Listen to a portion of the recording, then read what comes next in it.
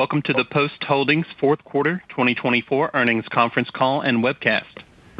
At this time, all participants have been placed on a listen-only mode, and the floor will be open for your questions following the presentation. If you would like to ask a question at that time, please press star 1 on your telephone keypad. If at any point your question has been answered, you may remove yourself from the queue by pressing star 2.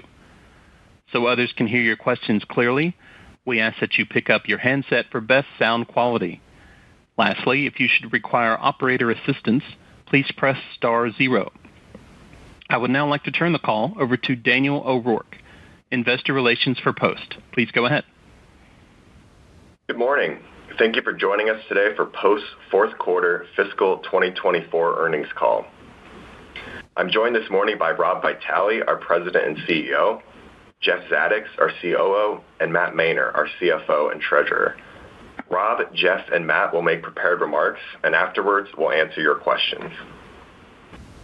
The press release that supports these remarks is posted on both the investors and the SEC filings portions of our website, and is also available on the SEC's website.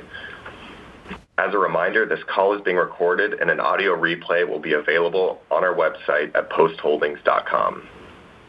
Before we continue, I would like to remind you that this call will contain forward-looking statements, which are subject to risks and uncertainties that should be carefully considered by investors, as actual results could differ materially from these statements.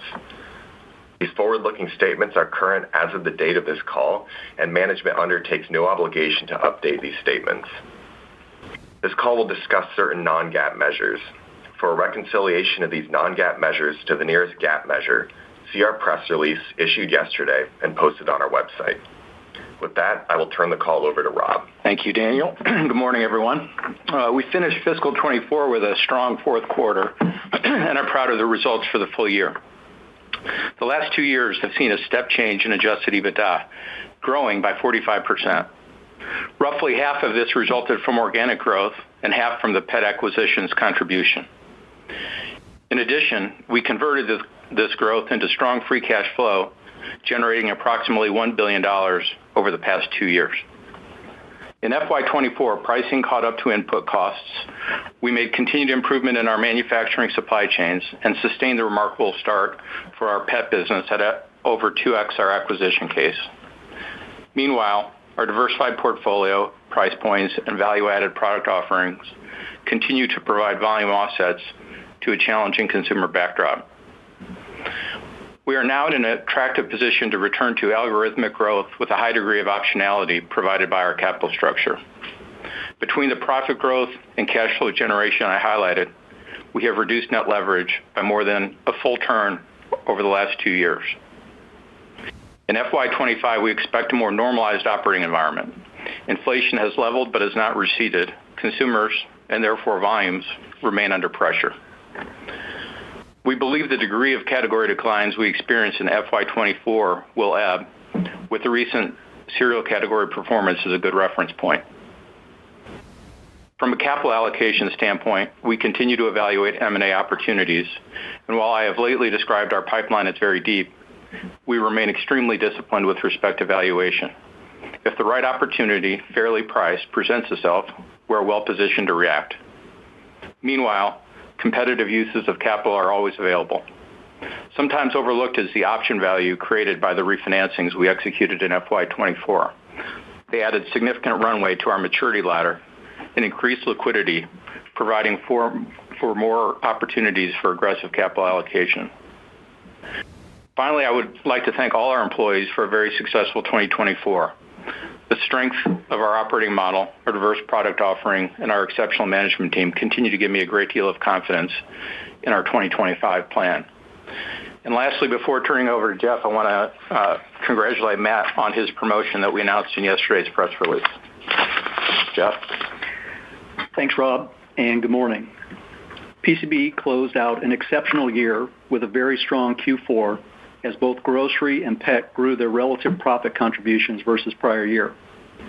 Major drivers were annualized pricing, strong sustained performance in cost and manufacturing, and growth from our value product offerings, more than offsetting lower cereal category volumes and higher advertising spend. Within cereal, we saw the rate of category decline slow to 2.6%, which is in line with the pre-COVID historical trend. Our branded portfolio outperformed the category, and private label continued to grow, which, given our private label share, accrued to our benefit. Pet consumption volumes were down roughly 2% versus a flat category, driven by reduced distribution points for Nutrish and some price elasticity in Gravy Train. Our overall share remained relatively flat, with our premium brands continuing to show sequential stabilization, which was a key priority coming out of the acquisition. As we move into fiscal 2025, we shift our attention from stabilizing to strengthening our premium brands, led by our Nutrish relaunch that kicks off at the beginning of the calendar year. We completed the closure of our Lancaster cereal plant on time and on budget. While this improves our capacity utilization within cereal, we will continue to evaluate our network for further optimization. At the start of November, we exited the Smucker's TSA and moved the pet business onto our own systems. While too soon to declare victory, the cutover thus far has been without significant disruption. Moving to food service, we delivered a very strong quarter, overcoming challenges from our HPAI-driven supply constraints, a pullback in restaurant foot traffic, and continued challenges in our shake co-manufacturing startup. Overall volumes were up 3.6%, led by distribution gains in both eggs and potatoes. Our highest margin pre-cooked egg products led the way, up 7.5%. While, as expected, Q4 adjusted EBITDA trailed prior year given the significant HPAI pricing benefit in fiscal 2023, it did outperform the expectations we set on our last call. The drivers of this outperformance were twofold. First was stronger than expected mix. Second was our ability to utilize our egg inventory to better match the cost impacts of our HPAI supply imbalance with our pricing adders. As expected, our refrigerated retail business had sequential improvement in Q4 as we course-corrected the trade issues experienced in Q3.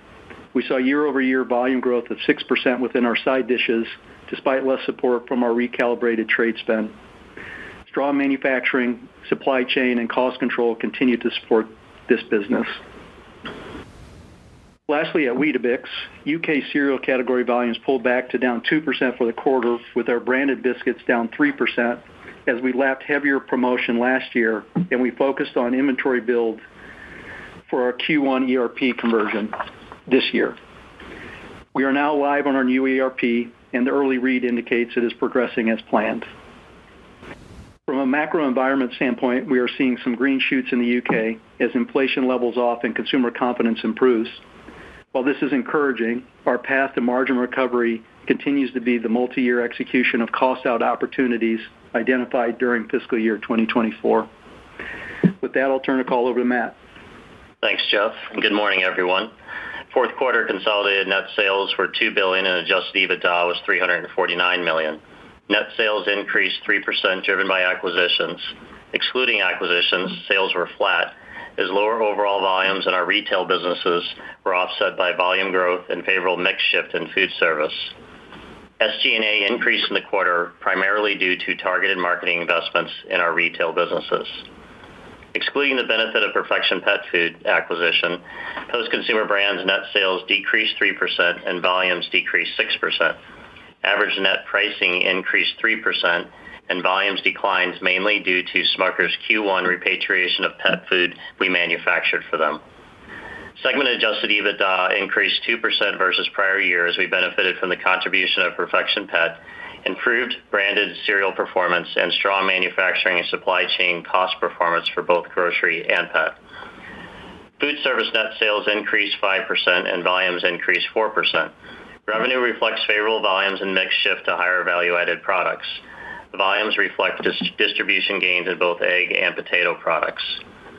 Adjusted EBITDA decreased 8% as we saw elevated egg costs ahead of pricing in the current year and lapped avian influenza price benefits in the prior year. These headwinds were partially offset by favorable mix shift to higher margin pre-cooked eggs. Refrigerated retail net sales decreased 3% while volumes increased 1%. Favorable side dish and sausage volumes were offset by distribution losses in egg and cheese products. Segment adjusted EBITDA increased 3%, driven primarily by manufacturing cost control. Weetabix net sales increased 4% year over year. Sales benefited from the D-Side acquisition and a foreign currency tailwind of 270 basis points from a stronger British pound.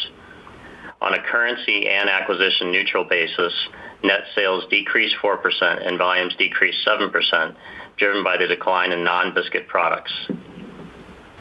Segment adjusted EBITDA increased 30% versus prior year, led by lower advertising and trade spend in the current year. Turning to cash flow, we had another strong quarter generating $235 million from operations and approximately $100 million in free cash flow net of CapEx spend.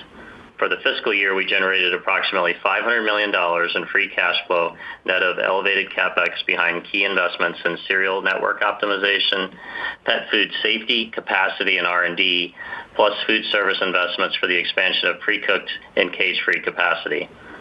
In addition, we repurchased 400,000 shares in Q4 at an average price of $107.48 per share, bringing our fiscal year total to approximately 3 million shares at an average price of approximately $102. From a debt management standpoint, we acted on what turned out to be a temporary pullback in interest rates and issued $1.8 billion in debt.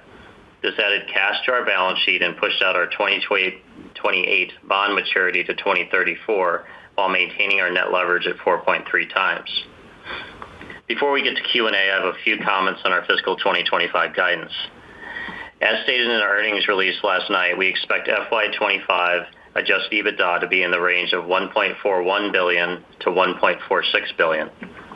On a consolidated basis, we expect our quarterly adjusted EBITDA cadence to be balanced across the year, with offsetting variations between our segments. Finally, our CapEx guidance of $380 to $420 million remains elevated as we continue to spend on the same key investments within PCB and food service that we started in FY24. Most of these investments will complete in FY25. However, there will be some tail into 26. Thank you for joining us today, and I will now turn the call back over to the operator. Thank you. The floor is now open for questions. At this time, if you have a question or comment, please press star 1 on your telephone keypad. If at any point your question is answered, you may remove yourself from the queue by pressing star 2. Again, we ask that you pick up your handset when posing your questions to provide optimal sound quality. Thank you. Our first question will come from Andrew Lazar with Barclays. Please go ahead. Great. Good morning. Thanks for the question. First. Rob, obviously I know Post's focus is more on EBITDA and capital allocation and not sort of, top-line growth for top-line growth's sake. But I know that other than in food service this past quarter, the top line declined in sort of all the other segments. And I realize there are different reasons in each case, some of which are the TSA shift over or maybe declines in some lower margin businesses. But I guess my question is, at what point do maybe some of the declines start to be, more of a concern in that ultimately, right, the top line enables continued EBITDA growth once, much of the margin opportunity is sort of leveraged? Sure. I don't think there's any argument we can't shrink our business to prosperity. But what we do aggressively do is manage out lower margin business and not worry about that volume reduction. Meanwhile, and I'm really focused primarily on cereal in this response because food service volumes have some volatility but have a pretty good, strong upward momentum. On cereal, we have a more flexible footprint, having purchased most of our plants, and as a result, we have miles to go with respect to optimizing the network. We believe at the same time that the trends will start to come back to closer to flattish over time. But the point, by which it becomes an issue is when the plants become deleveraged and we no longer have the ability to shrink capacity. We're quite a ways from that because of the way we compiled the portfolio of businesses. Great. That's really helpful. I guess second, the large private label player earlier this week saw private label volume in their categories decline in the mass channel in the third quarter. I'm just wondering if you've seen something like this in private label in your categories, and So I guess it's the age-old question. What's your latest thoughts on sort of where the volume's going at this stage? Because I'm sort of running out of options around or excuses, on where it's going, and it's still a bit of a puzzle to me. Thanks so much. We have not seen any erosion in our categories in terms of private label penetration. So as I think it was Jeff who mentioned that we've seen some growth in private label and cereal, and the same is true of 8th Avenue. So I think it's very much a category by category question. In terms of volumes, I think that with the things settling down post-election, with the inflation settling down a bit, that we will start to see a reversion to norm, and then we will be able to stop guessing. Yep. Great. Thanks so much. Thank you. Thank you. Our next question will come from Ken Goldman with J.P. Morgan. Please go ahead. Hi, good morning, and thank you. Hey, Ken. Hi. Just wanted to start by asking on eggs.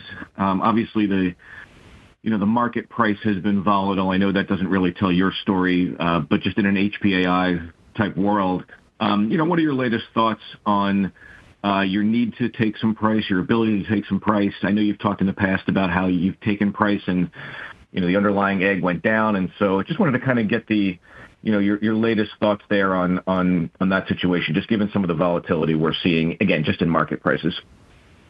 Well, in general, we're less susceptible to the volatility than our shelled egg compatriots because of our value-added offering. But we obviously do face some cost pressures, and when they occur, we are generally in a position of either taking pricing or allocating to customers, and we leave that to their discretion. So while we are not immune from the effect of avian influenza, we are mitigated in terms of our value-added pricing model, both on a pass-through basis and on a market basis.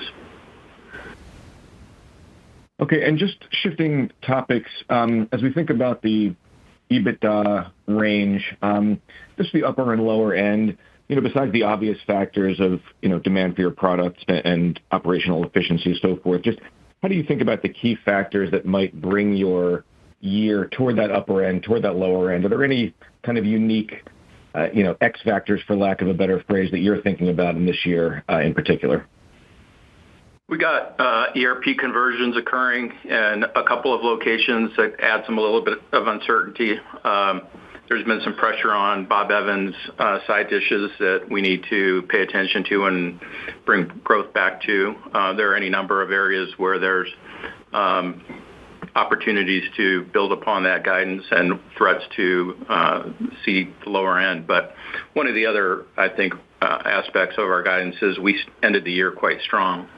So if you look at the high end of our range, we're very comfortable with the algorithm. On the low end, it's a little soft, but that's as much a function of where we ended rather than where we start. Great. Thanks very much. Thank you. Thank you. Our next question will come from Matt Smith with Stifel. Please go ahead. Hi, good morning. Thank you for the question. I wanted to follow up on the fiscal 25 EBITDA question, and more specifically on the food service side. Last quarter, you talked about the run rate being around $105 million. Can you talk about the levers for growth on EBITDA for food service, specifically for the upcoming year? Again, you face a pretty tough comparison, so just understanding where you're starting from and your expectations for the business next year. Well, the key drivers are foot traffic volume and QSRs, and secondly, mix migration to greater value-added products. So between the two of those trends, we feel comfortable meeting our growth targets within food service. Now, on the other side of the ledger, AI is just an uncertainty, and as we just talked about, AI is a pricing reaction rather than something we plan for. Thanks, Rob. And maybe a follow-up. We haven't talked about the progress you're making on the aseptic shake manufacturing footprint there. How is the business running today? Is there still room for continued improvement in the output there? There's a lot of room for continued improvement in the output. We are running at lower than our expected run rate. We expect to get to the run rate closer to the second half of FY25, which is a year later than we expected. We've had some challenges with equipment. We've had some challenges with lead times and receiving replacement parts, critical parts, in fact. And then finally, we've had some labor issues that have all led to about a year delay in getting to the run rate we need to deliver. Thanks, Rob. Appreciate the time. I'll pass it on. Thank you. Our next question will come from Michael Lavery with Piper Sandler. Please go ahead. Thank you. Good morning. You touched on how pet is exceeding more than kind of double your planned EBITDA. But with the Perfection deal, I think you're also able to rearrange your geographical approach a little bit. Can you just give us a sense of what some of the savings or efficiencies there might look like, and what the timing could be, and how we should think about that coming through? Well, I think ultimately we are still looking at the network that we've both acquired in the two acquisitions and that had been built by Smucker, and trying to determine if we have the right geography. So there's network optimization work that will continue to be done. The Perfection acquisition was in part a opportunity to gain some access to Western manufacturing and distribution. So it was a network opportunity. It was also an entry into co-man. We will likely shrink some of that co-man business and ultimately move some of our business out west as we determine what the optimal footprint is for delivering to our customers. So we've embedded that in the FY25 guidance. I think additional benefit from that won't come until 26 when we complete that network optimization work. Okay, that's really helpful. And just looking at Weetabix, those margins had some pretty significant pressure, 2 years ago. You've clawed some of that back. What should we think in terms of kind of the runway for can you get back to the margins you had, and how long might that take? Yeah, so we're looking at that as a multi-year journey, and we've talked a little bit about work we've done to identify cost out and some opportunities to simplify the portfolio. That's a multi-year path. I'd say in the current year, we talked a little bit about ERP conversion, and when you think about sequential margin, certainly going to put a little pressure on what we saw in Q4 and Q1 and Q2, just given some of the disruption around how big of a conversion that is. But we'd expect in the back half of the year to kind of regain our momentum along that cost out. And again, we see that as probably a couple 3-year path to get back towards our 30% level. Okay, great. Thanks so much. Thank you. Our next question will come from David Palmer with Evercore ISI. Please go ahead. Thanks. Just good morning. Just looking at the consumption data, if you were to look at cereal, pet, refrigerated, all we're doing low single-digit type consumption down in the last 12 weeks. So maybe consistent starting points. If you had to guess, looking at your plans, your growth plans going through fiscal 25, what are the likelihood? What's the likelihood for each of those areas in terms of return to organic growth, and how do you plan that maybe playing out sequentially from here? Thanks. Well, we tend to think of cereal as in long-term sequential, very low single-digit declines, so between 0 and 1%. We've been a bit more bearish in our assumptions for 25, but longer term, we think it gets to that range.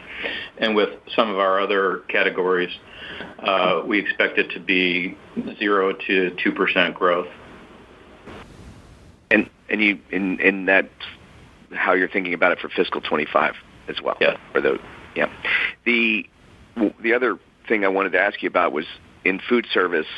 I was really bracing for impact to some degree on the top line because of what we've seen in Starbucks and Dunkin', and it was really a rough quarter for those players.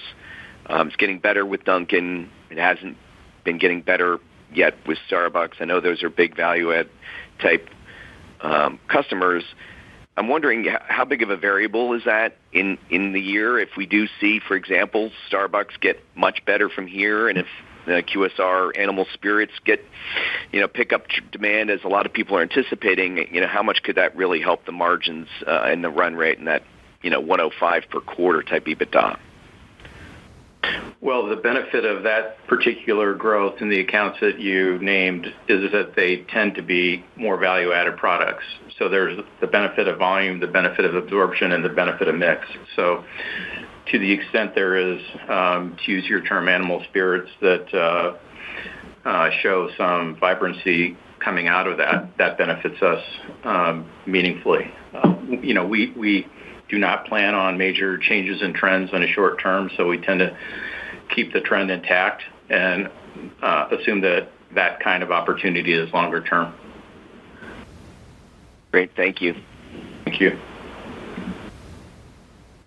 Thank you. Our next question will come from John Baumgartner with Mizuho. Please go ahead. Good morning. Thanks for the question. Morning.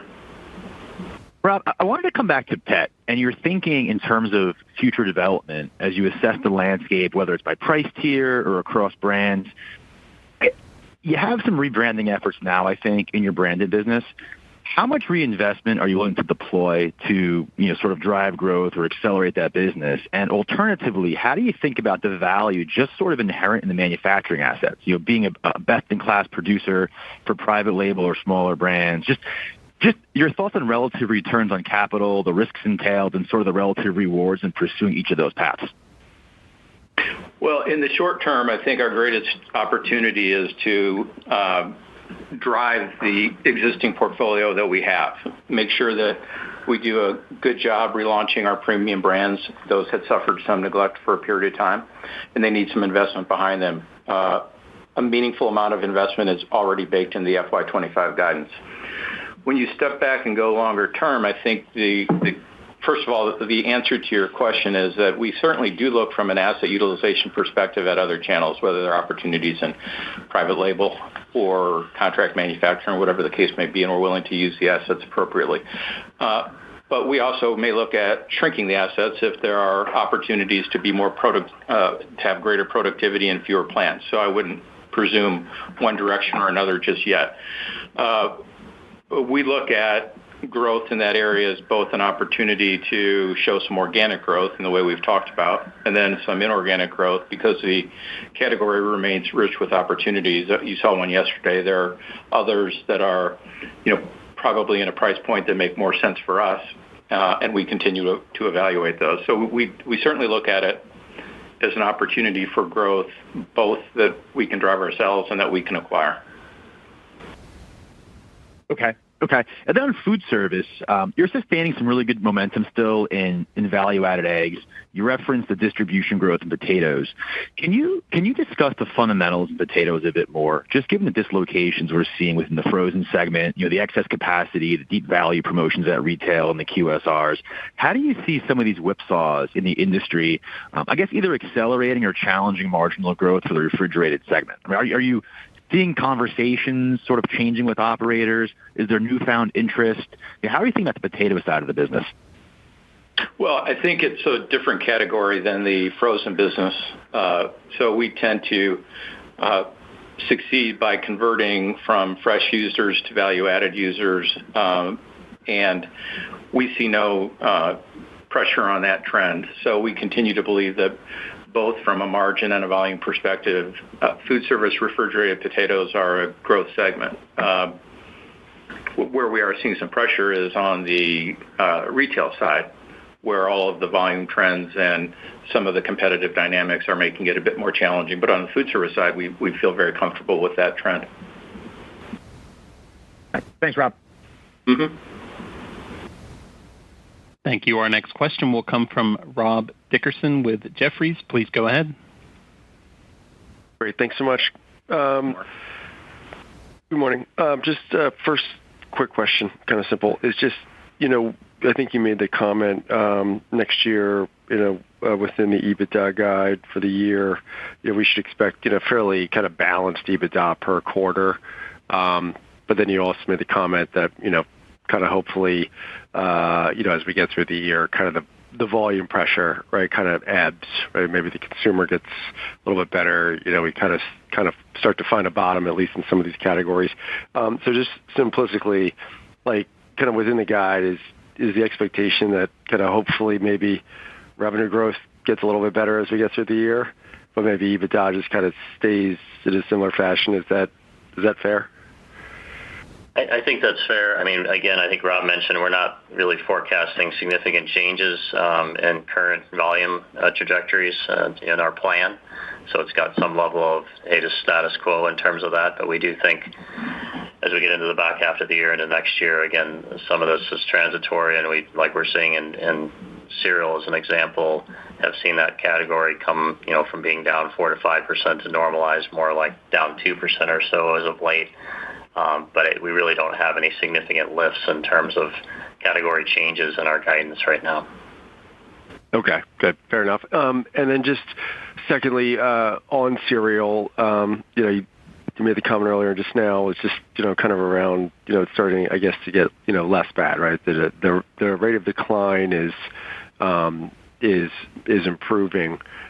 Maybe just kind of unpack that a little bit. Just maybe if you could just speak to kind of what you're seeing, with respect to competitive activity, like are promotional levels stepping up or not really, just given, maybe it is, kind of more of a, slight secular declining category.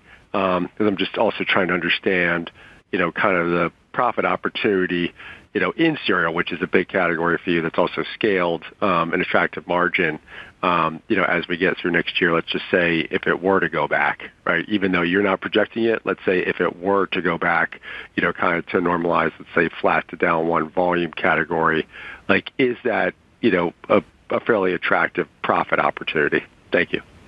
Sure. Yes to the second point. If the category were to get to flat or have some level of slight growth, that would be meaningful to our business for sure. In terms of what we're seeing currently in the category, competitors remain rational from a promotional standpoint. Obviously, as you can expect, we're hearing more from retailers around that. But I think as we think about that, if we, lean into any of that, it would be more of, get something in return in terms of shelf space or additional distribution. But right now, I'd say it's a pretty rational environment. All right, super. I'll pass it on. Thank you. Our next question will come from Mark Trente with Wells Fargo. Please go ahead. Hey, good morning. Thank you for the questions. First, looking at your recent presentations, it appears you rebalanced some of the underlying drivers to your 3 to 4% EBITDA growth algorithm. Maybe could you help frame some of those changes there in the context of the longer-term outlook? And then with that, bridging to the 25 EBITDA guide, segments where you would expect to be above, below those long-term targets on the base, and then layering on any other puts or takes to call out. Sure. So I think the updates we made in our prior presentation a year ago, I think we had more significant growth around PCB, just given what we saw coming in pet. Obviously, we accelerated a lot of that growth and more than over-delivered what we expected. So we've recalibrated that at more like a 2% growth rate over time, driven by a category in pet that we see growth in, and a cereal category that we see flattening. And then cost out continue to be a driver when you think about network optimization in both. Food service, we updated to 5% in terms of the growth rate, and that's really in line with historical CAGR. And obviously, we have still working through our challenges on the shake co-man startup, but confident we'll get that in order, and that will provide some growth over the 5-year horizon as well. Weetabix, I think we just updated a little loftier growth, but that's off a much lower base, as we've talked about, given the pullback in margin. And again, that's driven by cost out and simplification in the portfolio, and we have identified projects for that. And the refrigerated is really the same. Again, driven by half that portfolio is sides. We've seen that in the past be high single digits. We think we'll get back to that. And the other half of the portfolio is more commodity exposed and flat, and combined gets you to the 5%. In terms of this fiscal year, I would say, with the exception of Weetabix, like I said, that we think the ERP conversion is going to cause a drag year over year, so don't see them generating growth in relation to the algo. The other three, I think, definitely more in line with algo. with some conservatism around, Nutrish reset within pet. We expect to cause, potentially some disruption in the second half of the year as you think about changing over the shelf. And then we also have, obviously, the conversion from Smucker's that we're live on right now. But again, I think Rob talked about the higher side of our guidance is that combined algo, and then, we've been a little more conservative given some of the ERP and Nutrish reset in terms of the midpoint. Okay, thank you. That's very helpful. And then on refrigerated retail, you called out some distribution losses and some lower margin products. Any more color on the impact there? How long will this cycle through? And will you look to backfill some of this or just continue to shift focus to more profitable areas of the business?